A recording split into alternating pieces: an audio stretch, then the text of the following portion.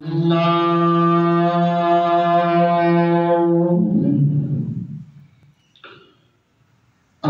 لله رب العالمين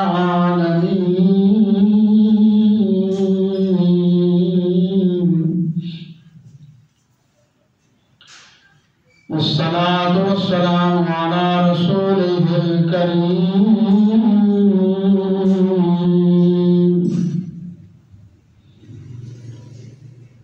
وعلى آله وأصحابه وأهل بيته وأزواجه وأولياء ملته وعلماء أهل سنته أجمعين.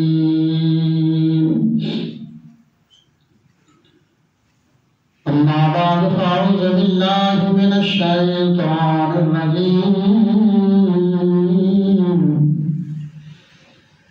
بسم الله الرحمن الرحيم. إن أكرمكم عند الله أتقاكم.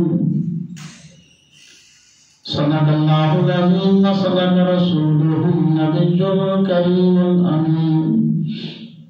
قال الله تبارك وتعالى في شأن محبوبه مخبرا وآمرا: إن الله وملائكته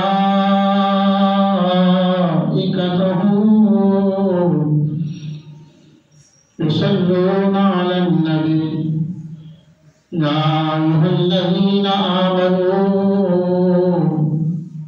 صلوا عليه وسلموا تسليما. الصلاة والسلام عليك يا سيدي يا رسول الله وعلى آلك وأصحابك يا سيدي يا حبيب الله. الصلاة والسلام عليك يا سيدي يا رسول الله وعلى آلك وأصحابك يا سيدي يا خاتم النبيين.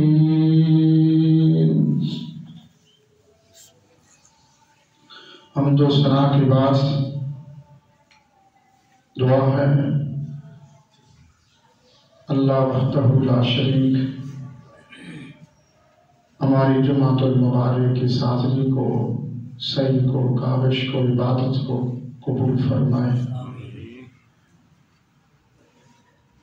مجھے حق کہنے کی، آپ کو سن کر ہم سب کو اس پہ عمل کی توفیق عطا فرمائے. خوشبخت اور بانصیب آپ حضرات جماعت المبارک کی پہلی اذان کے ساتھ ہی اپنے کریم پروردگار عالم کے حضور اپنی اطاعت بندگی کے لیے، سجدہ ریز ہونے کے لیے، جماعت المبارک کی ادائیگی کے لیے حاضر ہیں. مالک الملک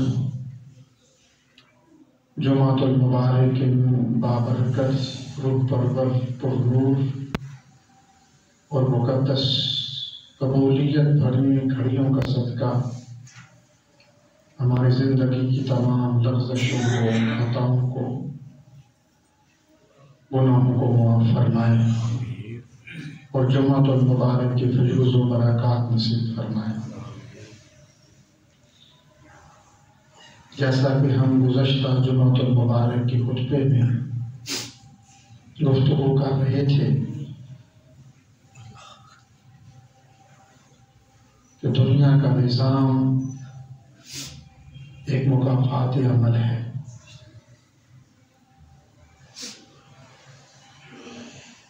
جیسا انسان کرتا ہے ویسا اس کو دیکھنا پڑتا ہے. جس چیز کا بیج انسان زمین میں ہوتا ہے وہی فصل انسان کو بانٹنی پڑتی ہے۔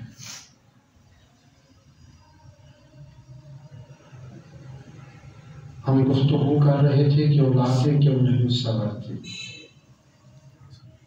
آج ہماری اولادیں بے راہی کا شکار ہے، والدین کی نافرمان ہے۔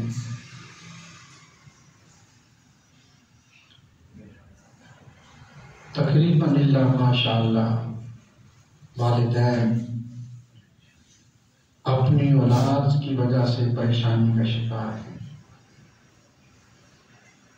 اس کا جو سبب تھا وہ ہم نے پڑھا۔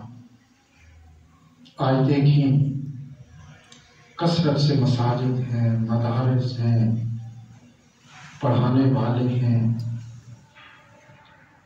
نیٹ پہ آپ دیکھ لیں کہ صبح و شام قرآن آیات، احادیث پاک، اچھے اقوال، اچھی باتیں، سب کچھ ملتا ہے۔ کثرت سے محافل ہوتی ہیں، کثرت سے درس قرآن ہوتے ہیں، لیکن جتنی کثرت سے یہ اسلامی محافل اور اسلامی دروس کا سلسلہ جاری ہے، اتنی ہی کثرت سے لوگ اپنے مذہب سے، اپنے دین سے، اسلام سے دور ہوتے جا رہے ہیں۔ اس کی وجہ یہ ہے کہ اب صرف ہم نے کہنے تک اس بات کو کر دیا ہے۔ ہر انسان دوسرے کو سمجھا رہا ہے، ہر انسان سمجھاتا ہے، تو ٹھیک ہو جا، تو صحیح ہو جا، تجھ میں یہ غلطی ہے، تجھ میں یہ نقص ہے، یہ عیب ہے، اس کو درست کر لے۔ اپنا آپ انسان کو نظر نہیں آتا۔ وہ ٹی وی پہ بڑی اچھی بات دکھا رہے تھے کہ جب انسان کسی سے کہتا ہے نا کہ تو ٹھیک ہو جا، وہ اس کی طرف کرتا ہے کہ یہ عیب تجھ میں پایا جاتا ہے، تو یہ کہنے کے بعد پھر انسان کو اپنے ہاتھ کی طرف دیکھنا چاہیے کہ ایک انگلی اس کی طرف جا رہی ہے، وہ 3 انگلیاں اپنی طرف مڑ جا رہی ہیں۔ اگر یہ عیب اس میں ایک پایا جاتا ہے تو یہی 3 عیب تجھ میں پایا جاتا ہے۔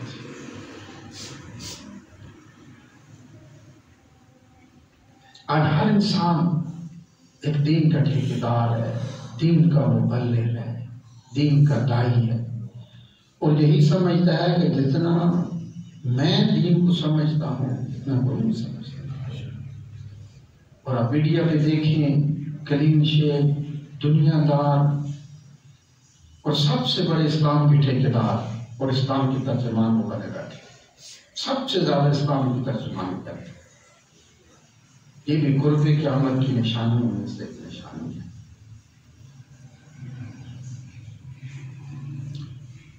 بزرگان دین جو تھے یا حضور نبی اکرم صلی اللہ تعالیٰ علیہ وسلم کا عہد مبارک تھا، صحابہ کرام کی حیات پاک تھی، اولیاء اعظام کا دور تھا، جنہوں نے دین کے کام کیے، اسلام کو پھیلایا۔ انہوں نے تقریریں نہیں کی، بس اپنا عمل لوگوں کے سامنے رکھا۔ جیسے ہم مسلم بھی پچھلے جمعے پہ پڑھ رہے تھے کہ جب ایک مدرسے سے ایک طالب علم قرآن حدیث کی فراغت کے بعد جانے لگا تو اس نے اس وقت کے شیخ سے پوچھا کہ حضور مجھے بتائیے، میں میدان عمل میں جا رہا ہوں، لوگوں کو دین سکھانا ہے، تبلیغ کرنی ہے، کوئی ایسی بات بتائیں کہ کوئی ایسا عمل بتائیں کہ میں کروں اور میری تبلیغ یا میری بات لوگوں پہ اثر کرے۔ کون سا ایسا طریقہ ہے تبلیغ کا؟ تو آپ نے فرمایا کہ کوشش کرنا تبلیغ کرتے وقت زبان سے کچھ نہ کہنا پڑے، زبان کو بند رکھنا، بس تیرا عمل لوگوں کے سامنے آئے۔ جیسے ہم نے کہا تھا کہ حضور نے جب 40 سال کے بعد اعلان نبوت فرمایا اور اہل مکہ سے کہا کہ لوگوں میں اللہ کا رسول ہوں، تو اہل مکہ نے، کفار مکہ نے کہا کہ حضور سے کہ آپ کی نبوت و رسالت پہ دلیل کیا ہے؟ تو حضور نے جو سب سے پہلی اپنی نبوت و رسالت کی دلیل دی، اس کو چاند کے 2 ٹکڑے تو نہیں کیے، پتھروں سے کلمے نہیں پڑھوائے، درختوں میں سجدے نہیں کیے، تو سب سے پہلے حضور نے اپنی نبوت و رسالت پہ دلیل پیش کی، وہ کیا تھی؟ حضور نے فرمایا کہ میری 40 سالہ زندگی تمہارے سامنے ہے۔ حضور نے اپنی 40 سالہ زندگی سامنے رکھ دی، کہا کبھی جھوٹ بولا، کبھی امانت میں خیانت کی ہے، کبھی برائی کا راہ و راہ کا استعمال کیا ہے؟ نہیں کیا۔ تو جو اب کہہ رہا ہوں یہی سچ ہے۔ گھر میں آپ لاکھ بچوں، معصوم بچوں کو کہتے رہے نا کہ نماز پڑھے نماز پڑھے نماز پڑھے، وہ نہیں پڑھیں گے، اور آپ ایک مرتبہ بھی ان کو نہ کہیں، نہ خود مصلی پہ کھڑے ہو جائیں، تو معصوم بچے آپ کے ساتھ کھڑے ہو جائیں گے۔ ان کو کوئی پتہ نہیں نماز کون سی ہے، وقت کون سا ہے، پڑھنی کیسے ہے، کرنا کیا ہے، بس باپ اور ماں کھڑے ہو گئے ہیں، وہ بھی آپ کھڑے ہو جائیں گے۔ تو کسی کو سمجھانے کا، کسی کو راہ راست پہ لانے کا طریقہ یہ ہے کہ اپنا عمل پیش کرے، بس یہی ہے۔ اور آج المیہ یہ ہے کہ سارا معاشرہ اس کی بے رغبتی کا شکار ہے کہ ہر کوئی سمجھانے میں لگا ہوا، ہر کوئی کہتا ہے کہ تو غلط ہے میں ٹھیک ہوں۔ یہ جو اندر کا مفتی ہے، شیطان سے بڑا جو نفس ہے، یہ انسان کا دشمن ہے، جو اندر سے فتوے جاری کرتا ہے، اور یہ کبھی تمہیں یہ نہیں کہنے دیتا کہ تم غلط ہو۔ اندر کا مفتی ہمیشہ یہ کہتا ہے کہ نہیں تو ٹھیک ہے، کیا ہوا فجر کی نماز نہیں پڑھی، ساری دنیا بھی تو سو رہی ہے نا، اٹھ کے پڑھ لینا، قضا کر لینا، توبہ کر لینا، اللہ بڑا کریم ہے۔ یہ اندر سے فتوے دیتا ہے، کیا ہوا جو زنا کر لیا، ساری دنیا کرتی ہے۔ تمہیں کبھی بھی یہ نہیں کہے گا کہ تم جھوٹے ہو، بس اس خوش فہمی کے اندر تمہاری زندگی تباہ کر دیتا ہے یہ نفس، جو انسان کا شیطان سے بڑا دشمن ہے۔ اور جب انسان دنیا سے جاتا ہے، روح نکلتی ہے، تو یہی نفس سے کتے کی شکل میں آتا ہے اور انسان پہ پھونکتا ہے کہ تیری زندگی تو کتے سے بھی بدتر گزری، تو اس قابل نہیں تھا کہ تجھ پہ پھونکا جائے۔ کیا ہوا فجر نہیں پڑھی تو زور کے ساتھ اکٹھی پڑھ لیں گے نا۔ آج اکثر لوگ یہ کرتے ہیں، فجر نہیں پڑھی زور کے ساتھ پڑھ لیں گے۔ ایک تو وقت گزر گیا نا۔ حضور نے فرمایا کہ وہ لوگ جو نمازیں تاخیر سے پڑھتے ہیں، بھائی نماز کا بھی وقت ہے، ظہر کی بھی اذان ہوئی، اثر تک بڑا ٹائم ہے، گاہکی کا وقت ہے، لوگ آ رہے ہیں، مصروفیات ہیں، دوست بیٹھے ہیں، گپ شپ چل رہی ہے، پڑھ لیں گے، ابھی تک تو سر کی اذان نہیں ہوئی، کافی ٹائم ہے، پھر توڑ کے آتے ہیں پڑھتے ہیں۔ حضور نے فرمایا جو نماز کو تاخیر سے جان بوجھ کے پڑھتے ہیں، قیامت کے دن جہاں پہ فرعون، نمرود، شداد، مرداد، قارون بڑے بڑے کافر کھڑے ہوں گے، ان کی صفوں میں کھڑا کیا جائے گا۔ آج تمہیں ڈی سی بلائے، ڈی پی او بلائے، ڈی سی او بلائے، تو اس نے کہا کہ تم نے جی 2 بجے میرے دفتر میں پہنچنا ہے، 1 بجے جا کے بیٹھ جاتے، ڈی سی صاحب نے بلایا، تو اگر ڈی سی صاحب نے 2 بجے بلایا تو آپ 4 بجے جائیں تو پھر وہ کہے گا بھائی میں نے 2 بجے بلایا تھا، تمہاری جرأت کیسی ہوئی کہ تم اتنی تاخیر سے آئے ہو؟ تو وہ مالک الملک کا دربار ہے، اس نے کہا میں نے تو 1:30 بجے حی علی الصلاۃ کی آواز دی تھی کہ آ جاؤ، اور اتنے میں بیٹھے رہے تو ملک صاحب، چودھری صاحب، نواب صاحب آرام سے چلے جائیں گے۔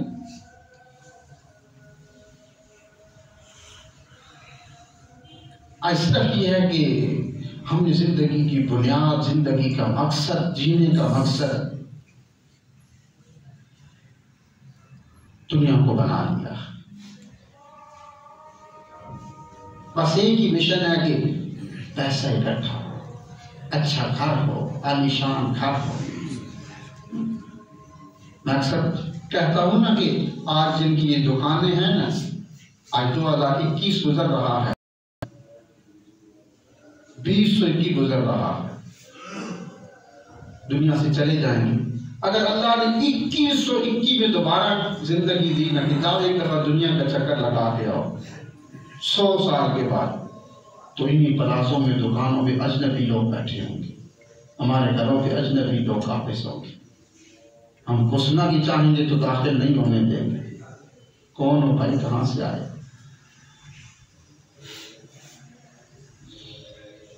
اس لیے کوشش کریں اپنی زندگی کی بنیاد اللہ کے خوف پہ، رسول اعظم کی محبت پہ، اسلام پہ، حلال پہ رکھیں. پھر دیکھنا اولادیں کس طرح سنورتی ہیں. ایک سید زادے تھے، انہوں نے کہا کہ میں شادی نہیں کروں گا.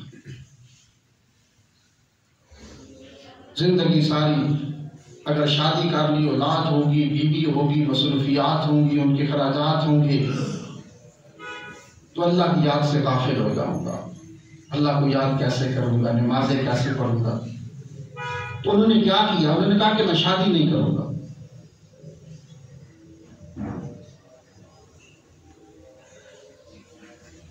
ایک دن حضور کی زیارت نصیب ہوئی خواب میں،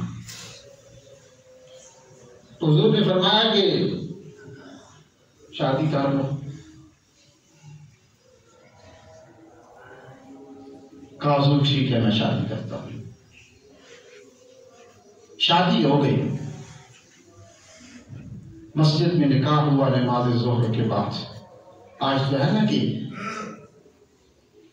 بڑے بڑے میرج ہالوں میں جا کے شادیاں ہوتی ہیں، نکاح ہوتے ہیں. جب تک یہ ہمارا معاشرہ ایسا تھا، یہ ہماری رسمیں تھیں، یہ سنتیں تھیں کہ اللہ کے گھر میں نکاح ہوتا ہے، اور جس کا اللہ کے گھر میں نکاح ہو تو اپنی زندگی کا آغاز اللہ کے گھر سے کرتا ہے، تو اللہ کے گھر کی برکتیں، مسجد کی برکتیں ہمیشہ ساری زندگی اس کے گھر اور اس کی زندگی کے ساتھ شامل حال رہتی ہے. جو مسجد سے نکاح کرتا ہے، پھر مسجد اللہ کے گھر کی برکت سے اس کے گھر میں رونق رہتی ہے، اس کے گھر آباد رہتی ہے. اس سے یہ زادے کا زور کی نماز کے بعد نکاح ہوا. اب بتایا گیا کہ مسجد سے دور فلاں گھر میں تمہاری دلہن ہے، تم نے وہاں پہ جانا ہے. اب وہ سید زادے جا رہے ہیں، راستے سے گزر رہے تھے تو دیکھا کہ چنے کا ایک دانہ، بھنے ہوئے چنے کا ایک دانہ زمین میں پڑا ہے. اس کو اٹھا لیا، اس کو صاف کیا، کھا لیا. یہ حضور کی حدیث پاک بھی ہے. حضور نے فرمایا کہ جو رزق حلال زمین پہ گر جائے، اگر اس کو اٹھا کے صاف کر کے کھا لیں، اللہ کے کشادہ رزق عطا فرماتا ہے. جب انسان کھانا کھا رہا ہوتا ہے نا، تو شیطان اپنا ہاتھ اس کے ہاتھ پہ مار کر اس کا لقمہ زمین پہ گرا دیتا ہے. شیطان ہاتھ مارتا ہے، اس کا لقمہ زمین پہ گر جاتا ہے. حضور نے فرمایا جو پھر وہی لقمہ اٹھاتا ہے، اس کو صاف کرتا ہے، صاف کرنے کے بعد پھر اس کو کھا لیتا ہے کہ یا اللہ کہ تیرا حلال رزق تھا جو تو نے دیا، اس کی قدر یہ ہے کہ احترام یہ ہے کہ میں اس کو صاف کر کے کھا لوں. حضور فرماتے ہیں، اللہ کریم اس فرماتا ہے کہ میں تجھے بندے یہ حلال رزق کا لقمہ زمین سے اٹھا کر کھانے کی وجہ سے اس خزانے سے رزق عطا کروں گا جس کا میرے علاوہ کوئی نہیں جانتا. اور ایک یہاں تک ملتا ہے کہ اللہ چاہتا ہے کہ بندہ، میرا جی چاہتا ہے کہ تو نے زمین سے یہ حلال لقمہ اٹھا کے کھایا ہے، اب میرا جی چاہتا ہے کہ میں سارے خزانے کو رخ تیری طرف موڑ دوں. ہم تو آج کیا ہو گیا، ہمارا المیہ، ہماری تنزلی، ہماری پستی، ہمارا زوال یہ ہے کہ ہم جانوروں کی طرح کھڑے ہو کے کھائیں گے شادیوں پہ، پھر برتن پھینک دیں گے، کھانا پھینک دیں گے. جانور میں انسان میں اللہ کریم نے یہ تمیز رکھ دی ہے کہ تو اشرف المخلوقات ہے، تو بیٹھ کے کھائے گا، اور وہ جانور ہیں وہ کھڑے ہو کے کھائیں گے۔ لیکن آج انسان خود انسانیت کی منظر سے اتر کر جانوروں میں شامل ہونا چاہتا ہے۔ کھایا پھر برتن پھینک دیے، کھانا پھینک دیا۔ تو حلال رزق کھانا زمین پہ گر جائے، کوئی دیکھو لقمہ زمین پہ پڑا ہے۔ ایک دفعہ حضرت سیدہ عائشہ صدیقہ حضور نے دیکھا کہ ایک کھانے کا روٹی کا تھوڑا سا ٹکڑا چھوٹا سا زمین پہ پڑا ہے۔ حضور نے سیدہ عائشہ سے فرمایا، عائشہ رزق کی قدر کیا کرو، جو لوگ رزق کی قدر نہیں کرتے اللہ کریم ان کے گھروں سے رزق کو اٹھا لیتا ہے، رزق کے دروازے ان کے لیے بند کر دیے جاتے ہیں۔ روٹی کا، کھانے کا، رزق حلال کا قدر کیا کرو، احترام کیا کرو، ادب کیا کرو۔ تو وہ سید زادے جا رہے تھے اپنے دلہن کے پاس، تو دیکھا چنے کا ایک دانہ زمین پہ پڑا ہے، اس کو اٹھایا، صاف کر کے کھا لیا۔ کھانے کے بعد پھر ذہن میں خیال آیا کہ پتہ نہیں یہ حلال کا ہوگا یا حرام کا ہوگا، کس ذریعے سے آیا ہوگا۔ اور یہ سنا تھا کہ اگر حضور کی حدیث پاک سنی ہوئی تھی کہ حرام کا لقمہ کھا لیا جائے تو اس کا اثر 40 دن تک پیٹ میں رہتا ہے۔ ایک حرام کا لقمہ کھا لیا جائے تو اس کا اثر 40 دن تک پیٹ میں رہتا ہے۔ ذہن میں خیال آیا کہ میں اپنی دلہن کے پاس جا رہا ہوں، اور اگر ایک اندیشہ تھا، یقین نہیں تھا کہ یہ چنے کا دانہ جو ہے کہ اگر حرام کا ہوا تو اس کا اثر تو 40 دن تک میرے پیٹ میں شکم میں رہے گا، اور میں اپنی دلہن کے پاس جا رہا ہوں۔ اگر حرام کا ہوا تو اس کا اثر میری اگلی نسلوں کے اندر منتقل ہو جائے گا۔ بس اس خوف سے، وہی سے اندیشہ تھا، یقین نہیں تھا، اسی خوف سے وہ راستہ چھوڑا جو دلہن کی طرف جا رہے تھے، سیدھے جنگل میں چلے گئے، اور 40 دن تک وہاں پہ اللہ کی عبادت کرتے رہے۔ جب 40 دن مکمل ہو گئے، پھر یقین ہو گیا کہ اگر حرام کا ہوا تو آج اس کا اثر ختم ہو گیا ہوگا۔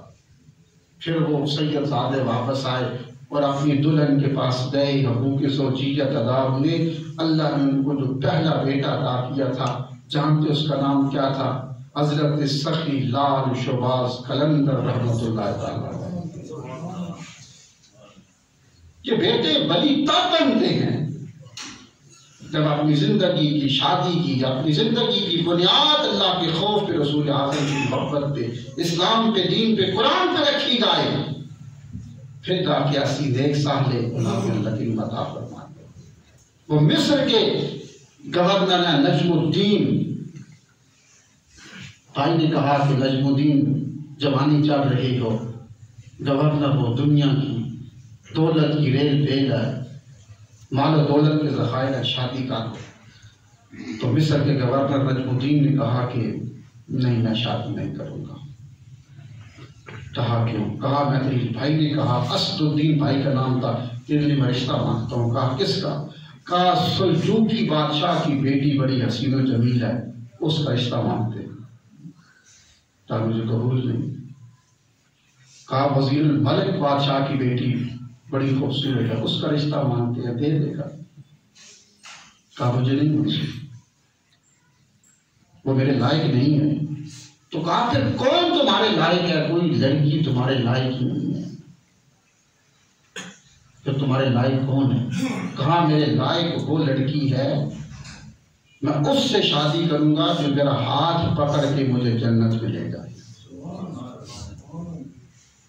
مجھے نہ عورت کے حسن سے غرض ہے، نہ اس کی دولت سے غرض ہے، کچھ بھی نہیں، بدصورت ہی صحیح، لیکن مجھے وہ لڑکی چاہیے اپنی شادی کے لیے جو میرا ہاتھ پکڑ کے جنت میں لے جائے۔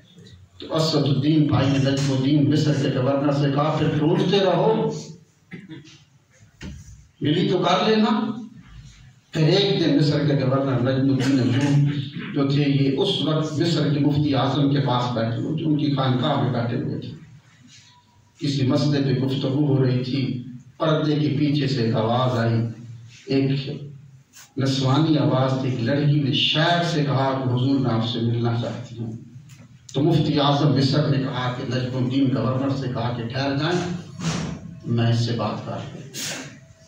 تو جب پردے کے پیچھے سے مفتی اعظم مصر بات کرنے کے لیے گئے تو گورنر مصر جو تھے نجم الدین، جو ان کی شیخ کی اس لڑکی کی گفتگو سن رہے تھے، تو شیخ نے بڑے غصے سے لڑکی سے کہا کہ جو رشتہ تمہارے لیے میں نے بھیجا تھا ایک لڑکے کا، تم نے انکار کیوں کیا تھا؟ کیا وہ حسین نہیں تھا؟ کہا حضور وہ بڑا حسین تھا، وہ مصر کا کوئی شہزادہ تھا، اس کے پاس دولت کی ریل پیر تھی، سب کچھ تھا۔ کہا پھر اس لڑکے کا انکار کیوں کیا تھا؟ جب میں نے بھیجا تھا تو ہاں کر دی تھی، وہ تیار تھا شادی کے لیے۔ کہا نہیں حضور میں اس سے شادی نہیں کرنا چاہتی۔ کہا کس سے کرو گے؟ کہا میں اس لڑکے سے کرنا چاہتی ہوں جو میرا ہاتھ پکڑ کے مجھے جنت میں لے جائے۔ یہ مصر کے گورنر نجم الدین ایوب پردے کے پیچھے یہ بات سن رہے تھے۔ مفتی اعظم واپس آئے خانقاہ میں مسند پہ بیٹھے تو کہا حضور یہ جو لڑکی آئی تھی میری سے شادی کروا دو۔ کہا نجم الدین کیا بات کرتے ہو؟ جانتے ہو وہ کون تھی؟ کہا حضور میں نہیں جانتا۔ کہا اس محلے کی غریب بیوہ کی بیٹی ہے جن کے پاس کچھ بھی نہیں ہے، دروازے پہ ایک بوریا لٹکتی ہے، کوئی کھانے کے لیے دیتا ہے تو کھا لیتے ہیں، ان کے پاس کچھ نہیں ہوتا، کئی دن پھاکے چلتے ہیں، پھٹے پرانے کپڑے ہیں، ہمارے اس شہر کے محلے کے سب سے غریب لوگ ہی ہیں، اور اتنی خوبصورت نہیں ہے، تم تو ایک حسین و جمیل جوان ہو، نجم الدین کسی اور سے کر لینا۔ کہا حضور اسی لڑکی سے کرنا ہے، بس میرے سے نکاح کروا دے۔ کہا سوچ لو، بڑی غریب ہے، بیوہ کی بیٹی ہے، کھانے کے لیے کچھ نہیں، پھٹے پرانے کپڑے پہنتی ہے، سارا دن رات ماں بیٹی دیکھتے ہیں، کوئی کھانے کے لیے بچا ہوا کھانا دے جائے تو کھا لیتی ہیں، اور تم مصر کے گورنر کو دولت کی ریل پہ ہے، سواریاں ہیں، محلات ہیں، سب کچھ ہے، غلام ہیں۔ کہا حضور اسی لڑکی سے شادی کرنی ہے، کروا دے۔ پھر مصر کے گورنر کا اس بیوہ کی اس غریب بیٹی سے شادی ہوتی ہے، نجم الدین ایوب کی۔ لڑکے کی خواہش بھی یہ تھی کہ مجھے حسینہ جمیلہ نہیں، مجھے دولت نہیں، وہ لڑکی چاہیے جو ہاتھ پکڑ کے جنت میں لے جائے۔ لڑکی کی بھی خواہش یہ تھی کہ مجھے کوئی حسین و جمیل نہیں، دنیا کی دولت نہیں، ایسا لڑکا مل جائے جو پکڑ کے ہاتھ جنت میں لے جائے۔ پھر جانتے اللہ نے ان کو جو پہلا بیٹا دیا تھا، شادی ہو گئی، اس بیٹے کا نام تھا حضرت سلطان صلاح الدین ایوبی رحمۃ اللہ تعالیٰ۔ دنیا کی دولت کو ٹھوکر ماری، اللہ نے دنیا کا بادشاہ عطا کر دیا۔ یہ وہ سلطان صلاح الدین ایوبی تھے جنہوں نے کفار سے مسلمانوں کا قبلہ اول بیت المقدس کو آزاد کروایا تھا۔ 50 سال تک جنگیں لڑتے رہے، بہت بڑے ولی تھے، اولادیں ایسے صبر تھی۔ لیکن اگر ہم جب رشتہ دیکھنے کے لیے بیٹے کا بیٹی کا جائیں تو دنیا کو دیکھیں، ان کے مکان کیسے تھے، لڑکا کماتا کیا ہے، اس کے کاروبار کتنی ہے، بزنس ہے نہیں ہے، گاڑی ہے نہیں ہے، رہن سہن کیسا ہے، معاشرتی نظام کیسا ہے۔ جب ہم اپنی بیٹوں کی بیٹی کی اولاد کی نئی زندگی کی بنیادی دنیا پہ رکھتی ہیں تو اللہ فرماتا ہے کہ دنیا تو مجھے ساری ناپسندیدہ چیزوں میں سے سب سے ناپسند چیز دنیا ہی ہے۔ تو اگر تم یہ چاہتے ہو تو پھر تمہاری اولادیں کیسے صبریں گی؟ اولادیں ایسے نہیں صبرتی، اولادیں تب صبرتی ہیں کہ جب اللہ فرماتا ہے کہ تم دنیا کو چھوڑ کر میری محبت پہ، رسول اعظم کی محبت پہ اپنی زندگی کی بنیاد رکھو، کسی کام کی بنیاد رکھو، پھر دنیا تمہارے پیچھے تمہارے سائے کی طرح پیچھے پیچھے چلتی رہے گی۔ اللہ کریم عمل کی توفیق عطا فرمائے، سننا دکھاتا ہے۔